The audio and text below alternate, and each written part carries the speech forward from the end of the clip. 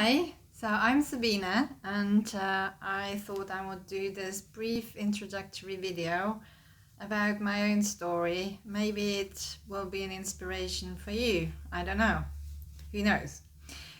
Anyway, so where did my story start? When I was 24, I had a major gut operation, and that started me on my personal health journey.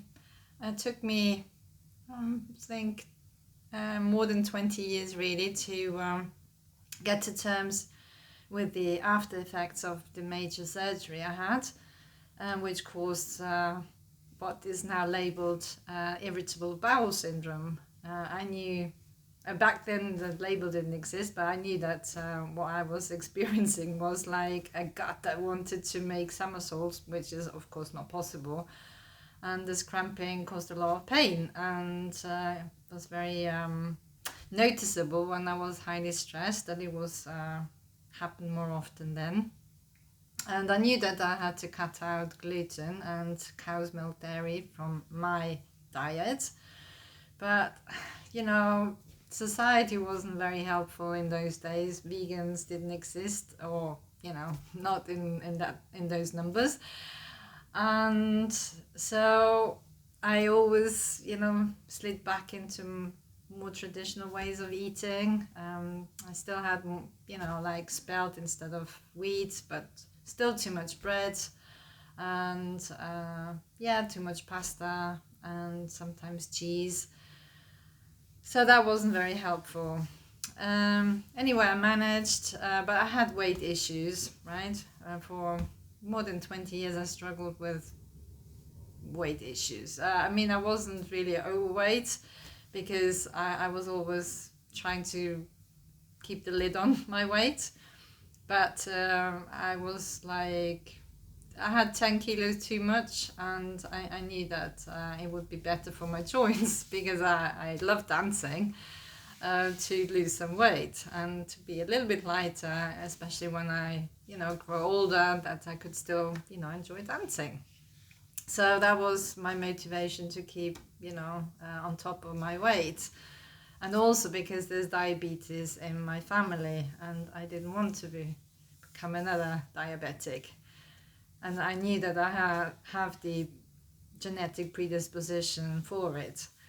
So all good and well. And then I moved to the UK, and things went all right for the first 3.5 years. And then all of a sudden my husband was diagnosed with acute myeloid leukemia after, I would say, a summer where he was very irritable, got easily angry, couldn't stand the heat very well. So my gut feeling was telling me there was something off. But he'd had non-Hodgkin's lymphoma before, 7 years after he lost his first wife. And he was under supervision by the hospital, and the consultant declared him healthy. Right, good, brilliant. So, of course, we didn't do anything because I always thought, he could have as much sugar as he liked, and, I wasn't aware of all the stress he was under. He wasn't, I think half of it he wasn't sharing really. And back in those days, I wasn't even aware how important it is to deal with stress in a proactive way. And so he got diagnosed with leukemia in November 2015, and that pushed me into following this path into becoming a nutritional therapist, yoga instructor, and yoga therapist, which I never saw myself as. In my wildest dreams, I would never have expected to end up as a nutritional and yoga therapist. I always, was on the other side, the receiving side of it. I had this self-limiting belief that no, I couldn't do the work that these people were doing. And now I realize we can all do things we don't think we can do if we just, have enough motivation and perseverance and support. So 18 months after my husband was diagnosed, he died. And that was very traumatic. And you all know the feelings. I don't need to go into any details.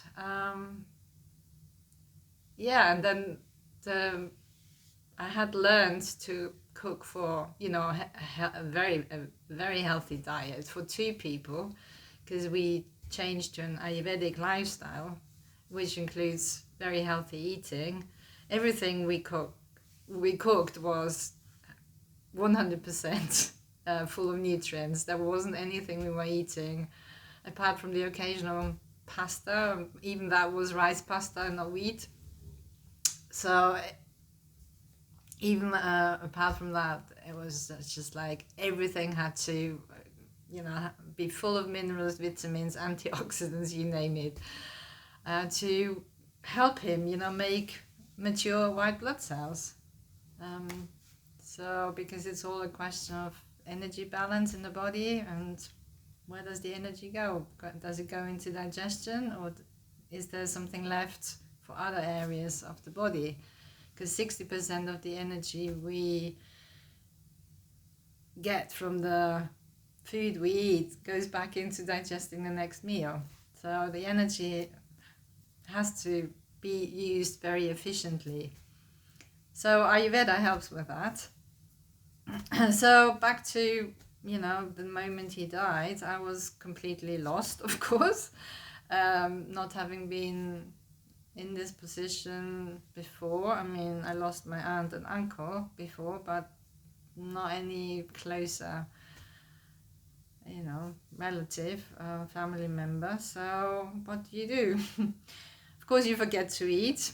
You don't have the motivation to eat. You don't have the energy to eat. And sometimes also not the support. You don't know what would actually be beneficial for you to eat.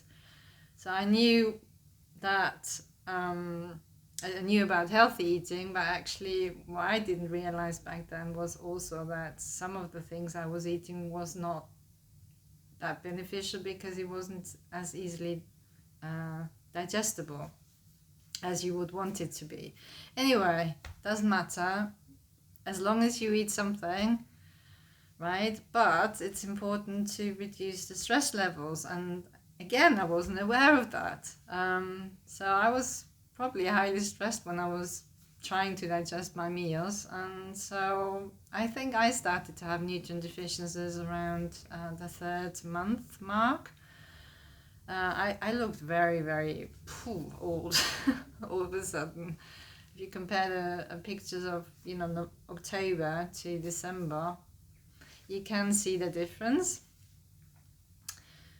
And so, again, I was fortunate that not only did I already know how to eat well under the best of circumstances, not when you are lacking energy or motivation.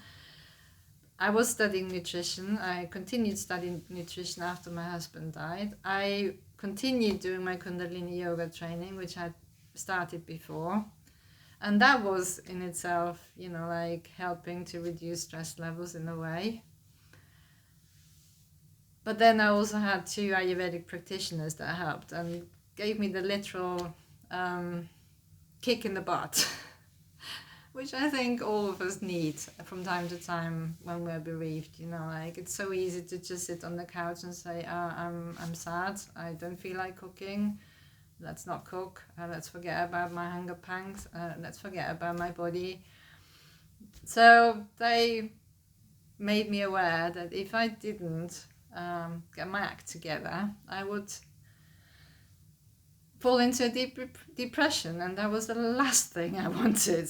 On top of all this pain I was already going through, to fall into an even deeper hole. So no, that was a good motivator for me, but still, like you're still dealing with the lack of energy and motivation. So how do you go about helping yourself? And that's when the my stir fry recipe was came out of the drawer again, which Kevin and I had been sometimes, cooking together. And then I just started making a lot of stir fries. By that time it was spring, so a good time of year to eat a lot of stir fries, so I was lucky in the timing.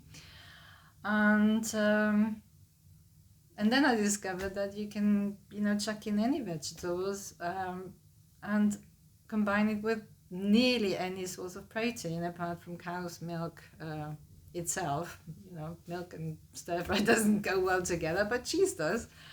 If you want to have some cheese occasionally, yeah, why not? And then I also discovered what really helps is to cook on autopilot. So just start the same way with all the meals you cook, and I'll go into that in a separate video, and that helps because your brain is otherwise engaged. It doesn't want to read a recipe. It doesn't even understand the recipe. You may not have all the ingredients, and then it's just like, oh God, shrugging the shoulders and say, oh, well, I can't make this, so I won't eat, right?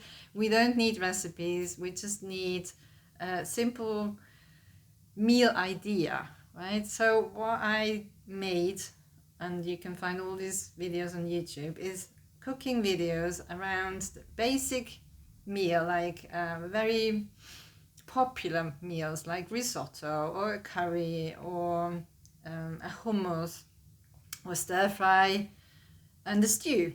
They're very popular, and people always think they need a recipe for them. No, you just need some herbs, some veggies, some protein like beans and lentils, something else maybe to flavor it like tamari or nutritional yeast, and some beneficial oil, and that's it. Nothing else. It's just a label again, like a stew or a curry, like it's from different countries. It's the main staple there. And why is it the main staple there? Because they cook it every day, and every day it tastes different, and they use different ingredients for the same basic idea of curry or stew or risotto. So don't be intimidated. I really encourage you to get creative with the food you have left in the cupboard or in the fridge, and just make a stir fry, chuck it all in, make it your own. Of course, one day will taste crap, and another, well, maybe not. Maybe I'm exaggerating. Not as good as on other days. Let's put it that way. But it will nourish you. It will, and if you use herbs and spices, it will taste actually great, no matter what ingredients you use. So please, I really encourage you to get back into cooking if you've given up on it, if you don't feel the motivation. Put on some music, use colorful vegetables, use herbs and spices to motivate you, and once the herbs and spices are frying in the pan, the aromas will fill your kitchen, and this will, help you to finish the meal and then enjoy it. Look after yourselves well, because there's nobody else in our situation without a partner. So I hope this video is in one way or the other an inspiration, a help for you.